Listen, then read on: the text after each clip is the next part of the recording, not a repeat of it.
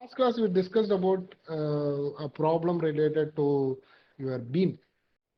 What I thought is why should we identify the reactions? Usually for this particular UDL, you have a force value of minus WL by 2 minus WL square by 12 and minus WL by 2 and WL square by 12. So this is what we used to get. Right? This is the answer for your UDL type of loading, right? So this is identified by finding out the formula. What is the formula we use? Force vector F is equal to integral 0 to L N transpose into W into dx. So only based on this, when you integrate this and substitute 0 to L, right, multiply, you will get, so what is the reaction forces which is acting on this particular UDL type of loading, right? So this is what we discussed. So I thought of it. So why, without using this formula, is there any other way to identify, right? So that is what this approach is. So let us find out what is the value with respect to this, and we will identify, right? So let me consider this is your value W. Let me consider this is your load, which is W, which is acting on a fixed support, something like this. So what actually this? It indicates shear forces on the ends. If I consider this point A and this point is B. So what is the shear force at this points, right? How it is distributed. Okay, so which is RA, RB. And bending moment, right? What is the bending moment at MA and NB? So this is what we are going to identify, right? So what is the procedure? If you look after this, the procedure is we have to identify what is the bending moment diagram, right?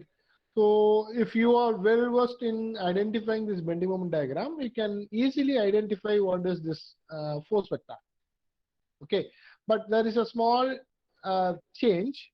Usually we will identify bending moment diagrams for simply supported beams. So not on a beam like this, which is fixed on both the ends, right?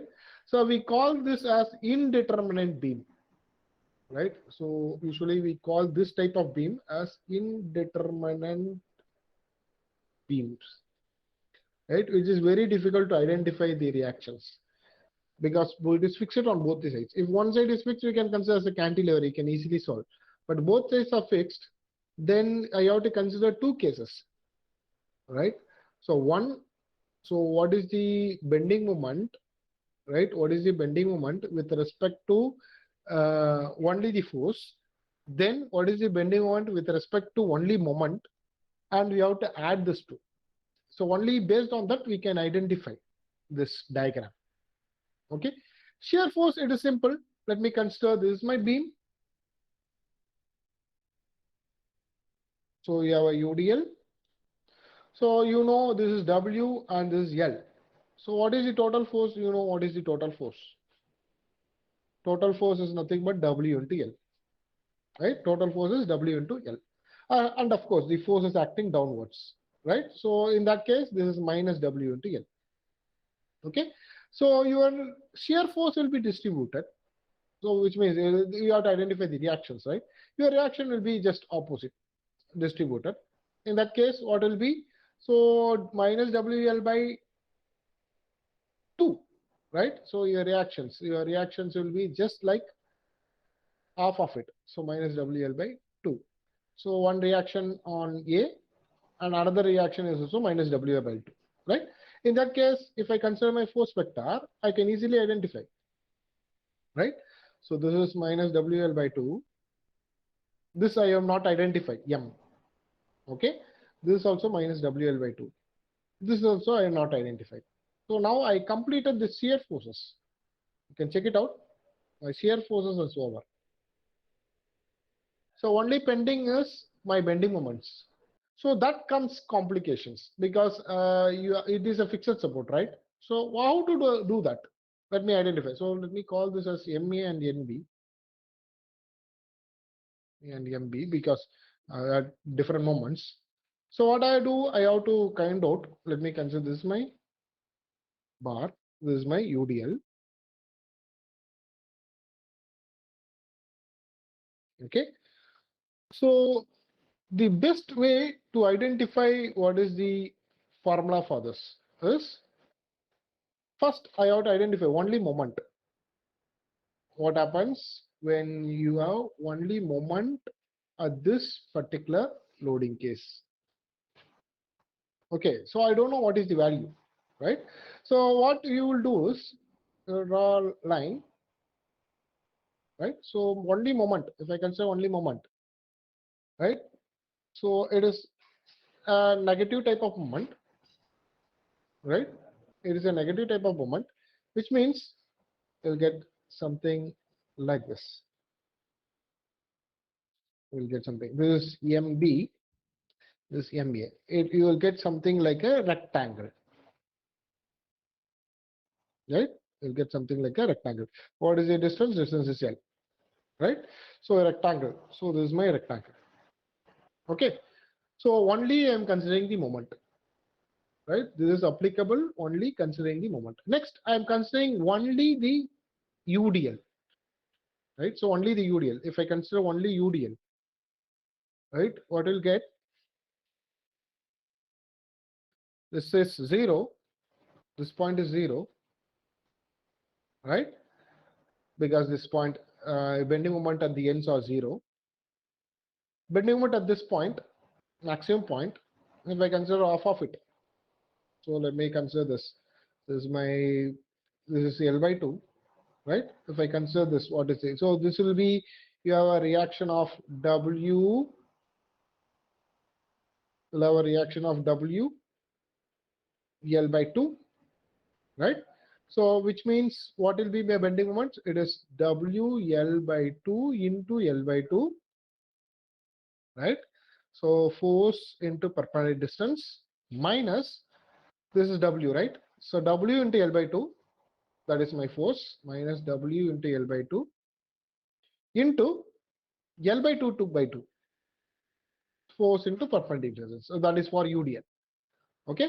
So what you'll get? You'll get WL by 4 minus WL square by 4 minus WL square by 8. So totally you'll get WL square by 8. Okay. So which means this load you'll get WL square by 8. Okay. Actually, for a UDL, your bending moment diagram will be a parabola, right? You will get something like a parabola, something like this. Okay. This is my L. This is by WL square by 8, and you'll get a parabola like this. And now what you can do is, I'm going to add this two, right? So if I add, we'll get something like this. So you'll get a beam like this, beam like this. Okay, and you will get a bending like this, and it goes like this. So this is what you will get. So sorry, it is difficult for me to draw here. So this will be my MA, MB, right? Reaction forces and my value, right? This is WL by 8. Okay. So actually, so the thing is, so you can relate this. So to identify what is your MA and NB, you can relate this. So you know that area under this one, area of the first one, so area 1, right, will be equal to area for the second one. This is second one, right? You can equate it. In that case, so area for the first one, it's a rectangle, right? So height is MB. So here MB and MB are same, so I can consider as any one. So M into L. Okay, so M into L is my area. Okay, so M is common, which is both moment. So because MA is equal to MB, right? This is equal to area of this curve. So for a parabola, the area is 2/3 of base into height, right? So 2/3 of base into height, 2/3 into base. What is my base? Base is L and height is WL square by 8. WL square by 8. Okay, so what you'll get? So if I do this, so I'll get your reaction. So this will get cancelled and this will be 4, and your M, your reaction moment, M will be equal to WL square by 4 3s are 12, right? So I think this is your answer, right? So now I can able to see what is my force vector. My force vector will be equal to minus WL by 2, which is your force, shear force. Bending moment, one side it will be minus WL square by 12, same direction. This is again shear force, WL by 2. Other side, it should be in opposite direction. Then only your total moment should be equal to 0, right? So it means that whenever I have a beam like this, if one moment is like this, the other moment should be in opposite direction. Okay, so this is MA and MB. So MA plus MB should be equal to 0. Then only you can say that it is in equilibrium state. Okay, so one is negative, the other has to be positive value. So in that case, it will be W square by 12, right? So this is the same force vector which you can achieve by using this interpolation function. Okay, so I just want to share this because this is also, you can also use it if you know how to identify the bending moment and shear force diagram. You can also use this term to identify your force vectors instead of remembering that entire interpolation functions. You can also use this particular bending moment diagrams to identify what is your reaction forces, right? Make sure your bending moment, you have to consider what the element is fixed on both the sides, not as a, even though if your element is a simply supported beam, you have to consider as a fixed element and you have to identify the reaction. It says what is the reaction on your nodal points. Okay, that is what we are deriving, right? So hope you can understand this concept. If you will go with this, you can follow this. Right? So let me consider this. So you have E, which is equal to 210 gigapascal, which is 210 into 10 power 9 Newton per meter square. Next, I have I.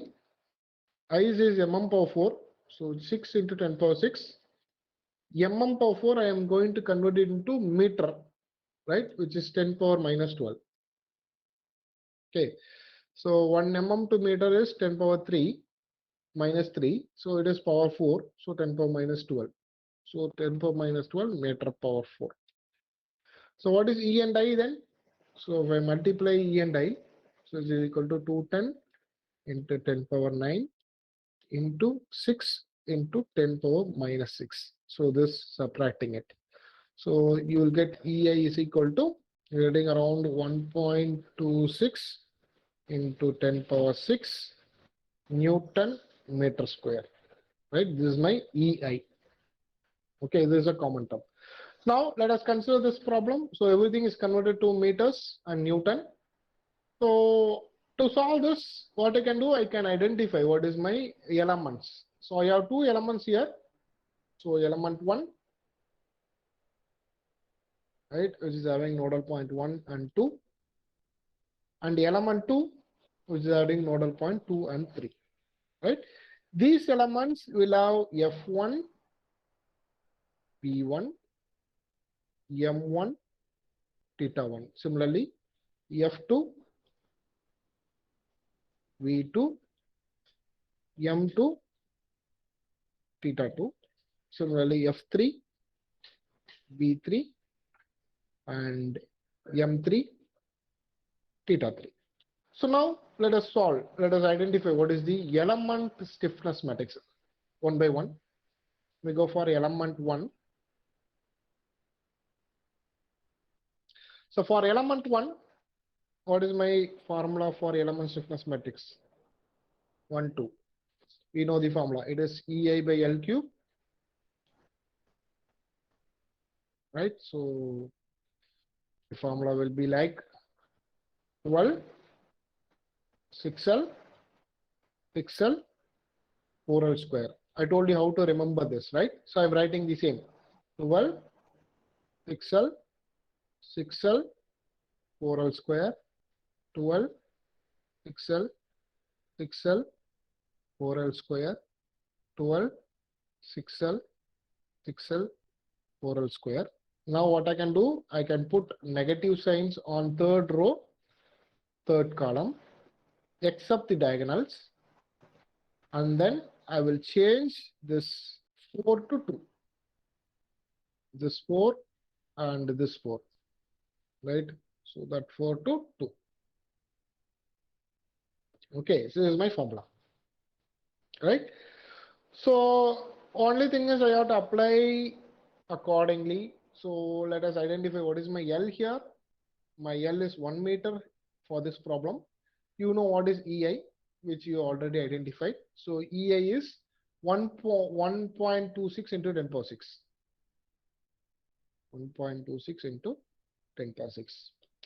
So in that case, your K12 will be equal to 1.26 into 10 power 6 divided by 1 cube, right? L cube into, I will concentrate on, okay, I will write it fully. So 12, 6L, so which is 6, okay? And this is minus 12, and this is 6. This will be 6 again. This is 4. This is minus 6 and 2. So below minus 12, minus 6. So minus 12, minus 6. And what is this? 12 minus 6. 12 minus 6. Below 6, 2, minus 6, 4. So this is my values, right? So I think there is no change because L is 1. So I can directly write down. So let me address this now. My address is V1 theta 1, V2 theta 2. Similarly, in this direction. So V1 theta 1, V2 theta 2. So this is my stiffness matrix. So I am concentrating on element 1. So I will also complete the force matrix for this. So what is my force matrix? F12 is equal to, look at this. So element 1, this is my element 1, doesn't have any force. No force in element 1. In that case, your force matrix is zeros. So nothing, everything is 0, 0, 0, 0, 0. This part is over. The next step is, let us go for element 2. Here we go for the stiffness matrix K 2, 3. Will you have any changes in the formula? No, Your sir. beam length is 1. Everything is same, right? Your stiffness is same. So in that case, the same data you will be having it. Okay. So what is this? This is V2 theta 2, V3 theta 3. Similarly, this also be V2 theta 2, V3 theta 3. Okay. So now we will go for the force matrix for this. So F matrix 2, 3. As you know, that's why we derived it. It is WL by 2 minus WL by 2 minus WL square by 12 minus WL by 2 plus WL square by 12. This is the formula, right? So this is what we derived. So using either you can do it by interpolation function or what we done. Okay. So there are different ways. I have shown all the ways. So whatever which is convenient, you can follow that. So now substitute the values. So what is my W? My W is 12 kilo, which is 12,000, right? So minus 12,000. So minus 12,000 into L is 1 divided by 2. This is minus 12,000 divided by 12. So L square anyway, the same thing. So minus 12,000 divided by 2 minus 12,000, sorry, plus 12,000 divided by 12. This is my value, right? So what will be my F23? Will be equal to, so this is 6,000 minus 6,000. What is 12,000 by 12? So it is 1,000, right? So minus 1,000 minus 6,000 and plus 1,000 plus 1,000.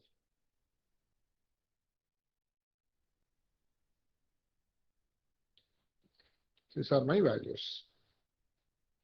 If I address this, it is V2 theta 2 and V3 theta 3. This is my address.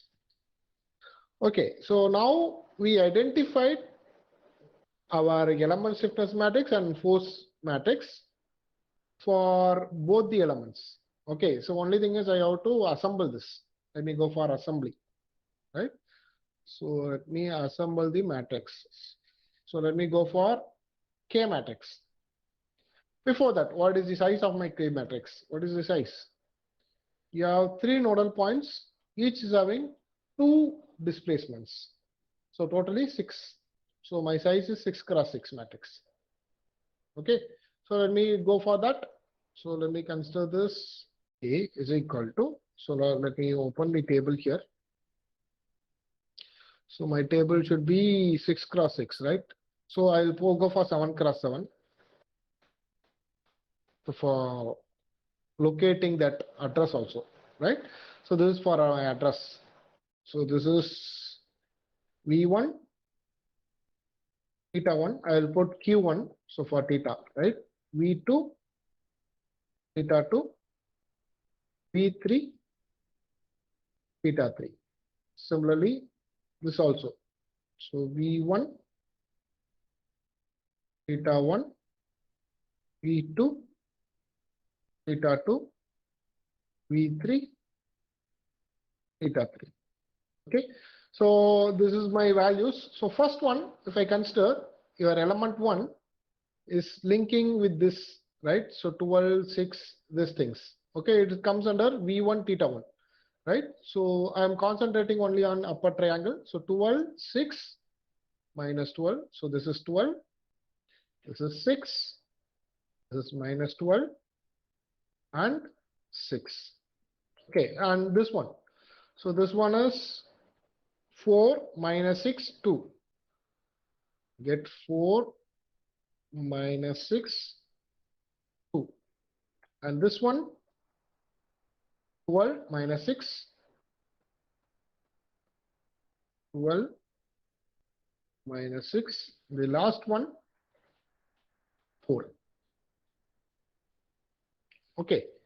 So these are my first element. So first element after addressing it. Second element, same thing, will be in V2 theta 2 and V3 theta 3. So this will be plus 12. This is plus 6, right? So this thing, right? And this is minus 12. This is plus 6. This plus 4. Minus 6. 2. And here it is 12. This is minus 6. The last 4. Right? So the same thing. I am assembling these things here. Okay. So remaining I will put 0. So this is 0. This is 0. This is 0. 0. And I am concentrating only on upper triangle. Right? So this is my K matrix. I think I missed one thing. One thing is your common term, which is 1.26 into 10 power 6, right? So I missed that. So I'll write here 1.26 E6. Okay, so this is my term. Okay, we'll go for force matrix then similarly. So force matrix, I will write it here. So your force matrix will be in flower bracket. So F it is equal to, so what type of matrix it is? So you have a column matrix, right? E1, theta 1, E2, theta 2, E3, theta 3, right? So in this, so the first thing 0, 0, 0, 0. So because in the first element you don't have any forces. Second element you have minus 6,000. So minus 1,000. So that we will write. So minus 6,000. So minus 1,000. This is minus 6,000 plus 1,000. Right? So this is my force matrix. Okay. So now what I do, I have to F is equal to K into U. So let me go for F is equal to K into U. Right? So what I'm going to do is I'm going to consider the same thing. So F is this, which is 0, 0. So minus 1,000. Sorry, 1,000 or minus 6,000? Minus 6,000. So, right. So minus 6,000 minus 1,000. So minus 6,000, 1,000 is equal to, okay. So I will put whatever which is not required, we will cancel it, right? So apply your boundary conditions, the first end. So you can able to see that this point, nodal point 1, in node 1, both are fixed, which means V1 is and V theta 1, both are 0, right? In node 2, go for node 2. So your V2 is 0, but you have theta because it's a simply supported. So node 3, nodal point 1, 2, and 3. 3 also same. You have V3 is 0, but you have theta, right? So in that case, you can cancel that rows and columns accordingly. So which means what I can do, I will cancel this first row, first column. So this, sorry, the first column and first row. So this is cancelled here also. Then third column and third row, that also gets cancelled. Okay. So this one we have theta is we have V3 we don't have this. This is fifth column, fifth row. So which is your fifth column. So this one cancel. Remaining we have. Okay. So what are the remaining data? So think about it. So just so you should write what is the values in terms of theta 2, right? So theta 2, theta 2, theta 3, right? Theta 3, theta 2, and theta 3, theta 3. So these are the 4 values. So what are the 4 values when you look here?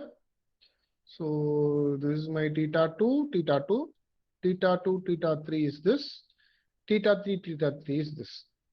Right? These are the 4 values. This one is symmetrical because this 2 will be here, right? So that is my values. So let me write it out. So this is my values. So I'll write this. So minus 1,000 plus 1,000 is equal to, so 1.26 into 10 power 6 into 8, 2, 2, and 4. into theta 2, theta 3. These are the two terms. Okay, so now I can expand this. So minus 1000 is equal to 1.26 into 10 power 6 into 8 theta 2 plus 2 theta 3. The other equation minus 1000, sorry, plus 1000 is equal to 1.26 into 10 power 6, 2 theta 2 plus 4 theta 3. Right?